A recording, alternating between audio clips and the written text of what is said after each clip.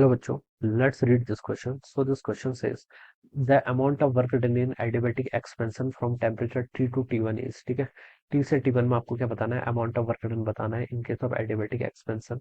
तो देखिए बच्चों, इस क्वेश्चन का की कॉन्सेप्ट आप क्या लिख सकते हैं, the key concept of this question, work done in adiabatic आपको कैलकुलेट करना है, ठीक है। Work done in adiabatic process, ठीक है। ये क्या हो जाएगा बच्चों, इस क्वेश्चन का अपने यहाँ से की कॉन्सेप्ट हो जाएगा, ठीक है। Work done in adiabatic process, ठीक है बच्चों।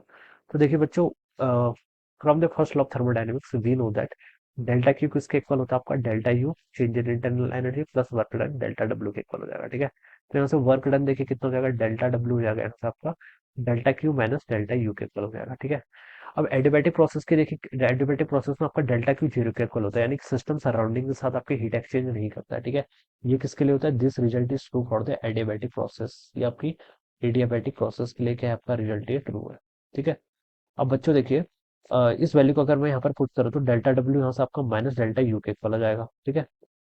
और यू के डेल्टा यू देखिए ऑलवेज किसके इक्वल होता है, एनसीबी डेल्टा टी के इक्वल, तो माइनस एनसीबी डेल्टा टी के इक्वल ये आना चाहिए, ठीक है। और चेंज इन टेम्परेचर आपको आर की फॉर्म में दिया हुआ है ना, किस टाइप की, ये भी बोला नहीं गया। तो बच्चों देखिए दूसरा फॉर्मूला यूज करना पड़ेगा, ठीक है। ये भी आंसर भी ट्रू है, बट आंसर इस टर्म में नहीं दिया हुआ है ना। तो देखिए वर्क डन अब एडियाबेटिक प्रोसेस में किसके इक्वल होता है, ये होता है आपका one over gamma minus one, ठीक है। और PV is equal to gamma होता है ना एडियाबेटिक में, तो ये हो जाएगा आपका P I V I minus P F V F के इक्वल हो जाएगा, ठीक है। ये आपका यहाँ से इतना हो जाता है रिलेशन, ठीक है। ये आपका वर्क डन होगा किसमें, एडियाबेटिक प्रोसेस में, ठीक है।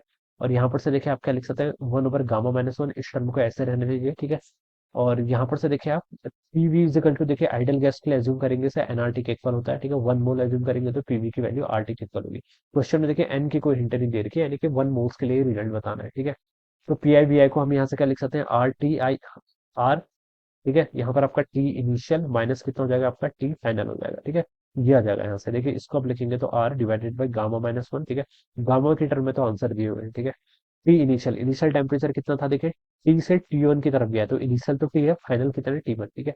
तो टी माइनस फाइनल कितना हो गया, आपका टी वन हो जाएगा। ये रिजल्ट आपका आना चाहिए इसमें, ठीक है। R divided by gamma minus one into T minus T minus, ये देखिए बी ऑप्शन पे गिवन है, ठीक है। तो ऑप्शन बी क्या होगा यहाँ पर से, इसका राइट आंसर हो जाएगा, ऑलराइट। तो इस तरीके से क्या करेंगे, हम इस क्वेश्चन को सॉल्व करेंगे, okay. So I hope you all understood this concept. All the best and thank you so much.